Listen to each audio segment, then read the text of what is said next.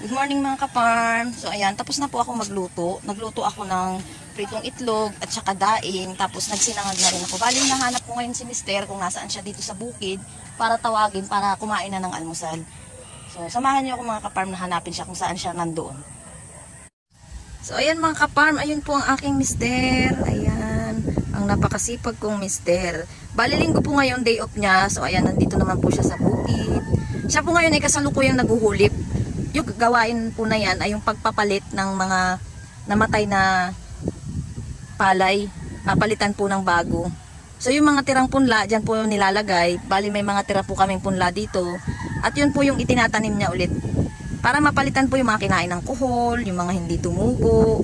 Kasi nga po kadalasan, yung iba dyan, pag binunod sa punlaan, mga walang ugat. Bali yung iba hindi naman maiwasan na itatanim ulit. Kaya ayan, pinapalitan niya po yung mga namatay or yung mga bakante na hindi na tinubuan, mga kinain nga po ng kuhol. So ayun lang mga kapar, maraming salamat po. God bless po sa ating lahat. Bye!